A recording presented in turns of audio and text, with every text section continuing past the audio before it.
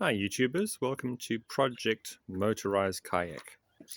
Now I have a Viking kayak and I have a Suzuki outboard motor, just a 2.5, but I want to put it on the back of the kayak. Um, However, there's no real place to mount the motor as you normally would. So what I've decided to do is to make a cutout here so that I can get my hand in there, because I think I'm going to need bolts which have nuts on the inside. I don't think screws are going to cut it because the motor weighs 13 kilos. So I can cut a hole up there and put one of those little fishing binnacles in there. So what the idea is to maybe mount aluminium plate and bend the back around, and then we can attach the motor mounting bracket to those things. So it'll fit pretty much at the back of the boat, and probably up about there. The motor's tall enough to be mounted so high on the kayak, I reckon. So that's the plan.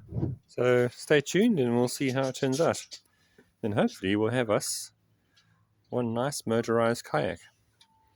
A lot of the mountings for engines are for small light electric ones, and a lot of them are mounted sort of side on. They put a bar across where your rod holders are, and you have the motor mounting just sitting here.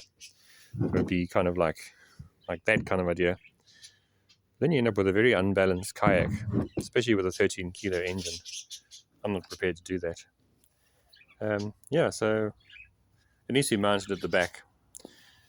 I'm just not sure if it has to be offset a little bit so that you have the control arm a little bit to your left.